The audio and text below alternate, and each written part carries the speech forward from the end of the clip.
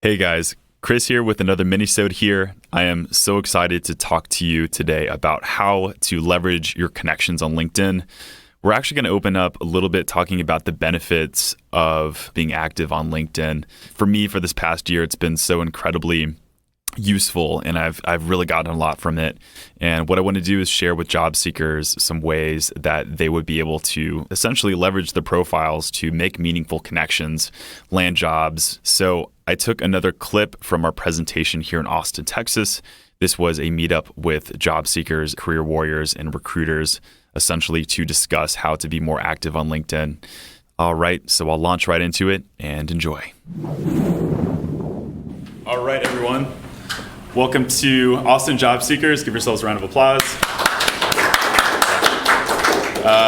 Really excited for this presentation, especially since it's the first time we're giving it. We've given LinkedIn presentations on how to build a better summary, how to build a better profile, but this is the first time we've ever spoken formally about using your LinkedIn for what it's meant to be used for, which is networking. So, the way we'll run this, it's going to be really simple. We'll just do a quick introduction, which will be covered within the podcast, and we'll have 3 ways to better engagement, and then we're going to be rise and chill just for a drink or two. All right, so this presentation is designed, and I cannot emphasize this enough, it's for people who actually want to use LinkedIn and to be actionable on LinkedIn. And I say that because I know it does take time and effort to go on your LinkedIn profile and to actually engage with people. This presentation is going to be absolutely useless if you do not take the time to just really have fun with it, be consistent, and don't jump into it like a diet, just extreme, and give up the next week. So this is more of a lifestyle type thing. It's something that I've integrated in my life. This also takes into account, one more thing. It also takes into account the fact that you should have at least a half decent LinkedIn profile. And I'm not saying that to try to dissuade you from getting on LinkedIn and being active if you don't think your profile is up to snuff. But just do yourself a quick favor and attend, just listen to one of our podcasts on how to build a better LinkedIn profile. Just put some time into it to make sure, because people will start coming to your profiles. I just want to say, I think this is important to know, that I'm no Yoda of LinkedIn. I'm not like this guru who knows everything there is to know about LinkedIn. I mean, I know a lot because I spend a lot of time on LinkedIn. But the way I see myself compared to you all is just possibly 1 step or 2 steps ahead, because it's important to know that I'm not like this influencer who has 30,000 followers. I'm just a regular professional like you all who has figured out how to engage with people in the last, I'd say especially the last 1 year.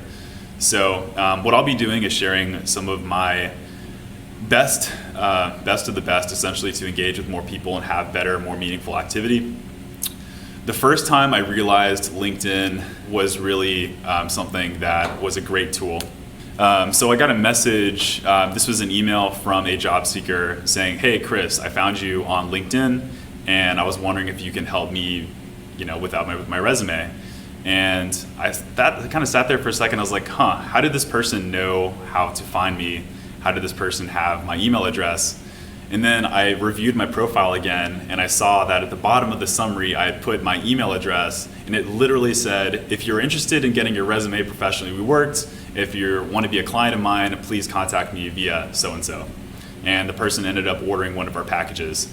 And this is the first realization that I had, that the LinkedIn profile itself, there's so much power to create and engineer your own experience for your specific purpose to help you become a better job seeker, professional, salesperson, recruiter, whatever it is. So that's really what started my journey with LinkedIn and seeing how powerful it was. And I've gotten a little bit more advanced since then. The reason I love LinkedIn so much is because it's helped me out with so many different things specifically. And I sat down and brainstormed a list of things that helped me this year in 2019. For me, LinkedIn allowed me to land 3 event/speaking opportunities. 525 clicks isn't a lot, like in the grand scheme of things, but I'm still proud of it. I drove 525 clicks to my website and acquired several new clients through having a solid profile and presence specifically. Landed half my podcast guests. Somebody talked about building and nurturing relationships. I think that's fantastic, and that's definitely what I was able to do through having a solid profile. really it's not the profile, it's more of the activity that I'm talking about. 3 solid LinkedIn recommendations that I'm proud of that I can use for any job search. And I was able to go from 1,000 to 2,200 followers this past year through some of the techniques that I will show you. For some people, that's peanuts. Some people are like, oh, I have 17,000 followers. I really don't care because really it's about quality, not quantity anyway. And that's one theme that we're going to touch upon as well. But just know that some of these techniques I'm going to talk about will help increase your connection count. It has, probably most importantly, given me an outlet to reach the right people for my business. So let's say I have a podcast or I have a blog that I care deeply about for job seekers. For me, there's my opportunity. I can post something on my LinkedIn profile and it's given me a really cool outlet to share my content.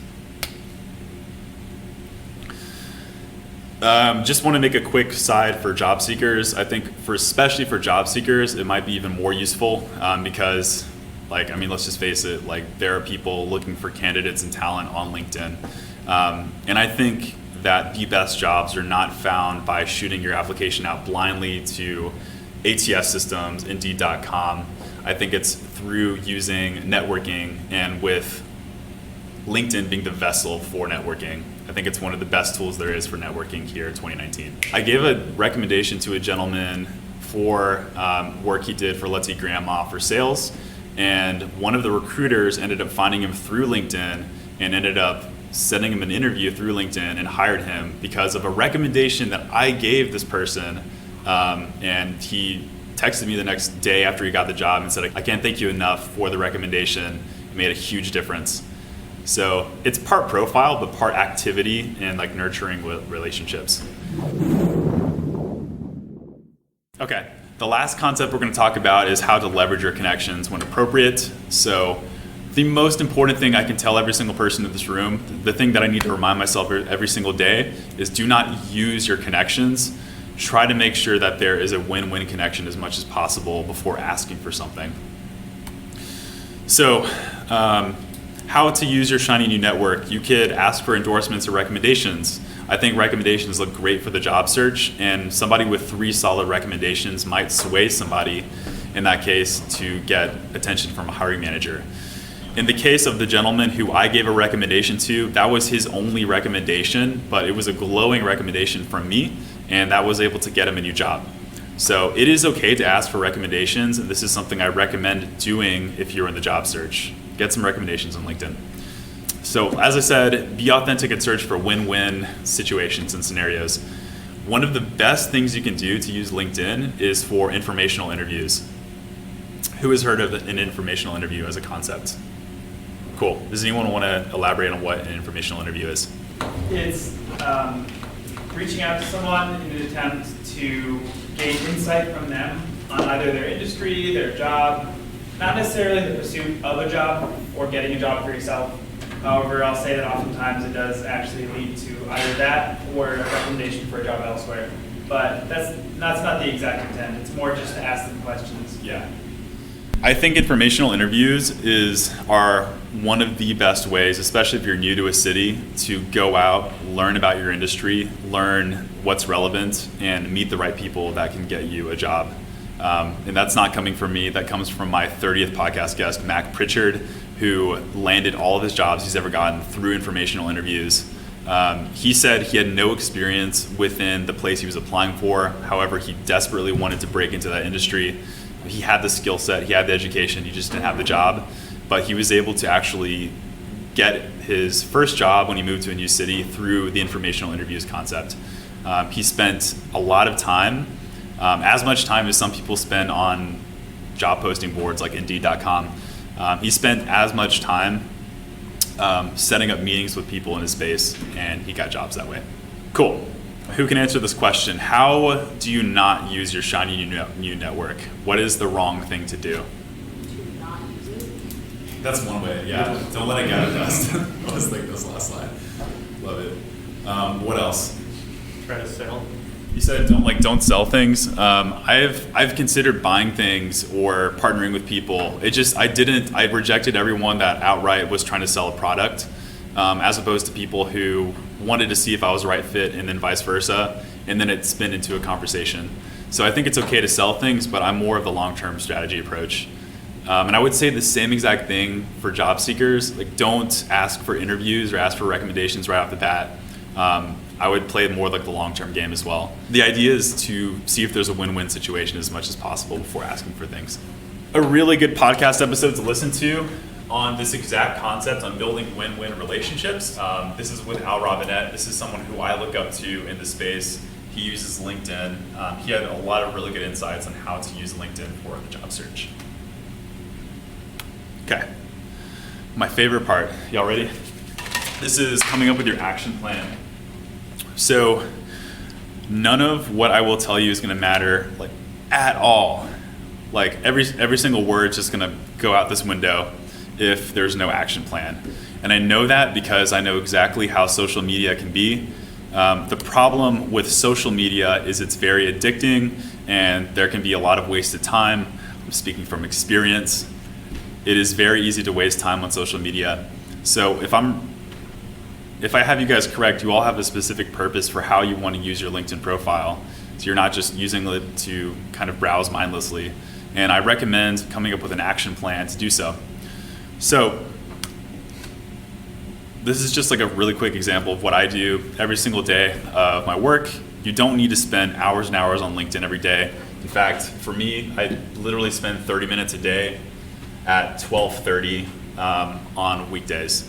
Sometimes on weekends if I'm bored or whatever. But this has given me a lot of value just by spending 30 minutes a day. Have I wasted time on LinkedIn? You betcha. I've scrolled and scrolled, but that's because I didn't have an action plan and just kind of did it to shoot dopamine in my brain, and that's what social media does. But what I've done instead is I created a calendar event that was recurring, and within that calendar event, this I stole from one of my Genius podcast guests, Jordan Gross, who's a career coach. This is how he built up 9,000 relevant connections. But this is a list of every single thing that I do on LinkedIn that I try to accomplish every single day. Any questions on the actionable stuff? Because it really, really counts. No, this is awesome. I'm already thinking of ways I can still this for other components of my life. I love how focused it is, it's repeatable, and also you've got a list of steps. And it kind of prevents you from really off the hook if you're easily distracted. Maybe it's my personality, but it's so addicting. It's so exciting, I guess, just to see everyone's updates. And sometimes it's just not even, it's a waste of time. So don't let it be a waste of time. Cool. Final words of advice. This concludes the presentation.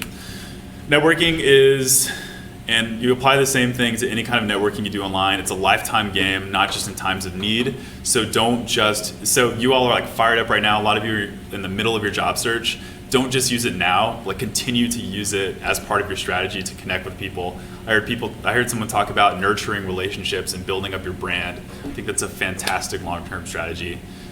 So definitely do it. And when you are in times of need, when you're, God forbid, laid off, or God forbid, you need another job because your job sucks, you have an awesome network of people who you're staying active with. So, thank you so much. This concludes the presentation. They're clapping. They're all clapping for me. So let's grab a drink. Well, guys, I hope you enjoyed this mini-sode here and saw what is possible by being able to be active on LinkedIn. I really want job seekers to know that this is a very attainable thing and something that everyone should strive for, especially if they're using LinkedIn or online tools in their arsenal.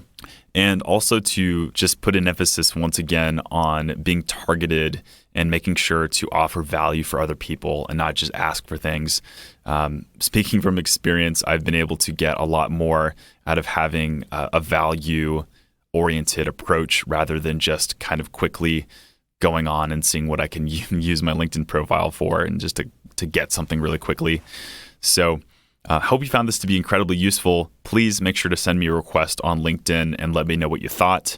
I'm Chris Villanueva, CPRW. Loving all the requests. Just let me know that you heard about me through this episode so I can accept that request. All right. Please enjoy the rest of your day, and I'll see you next time.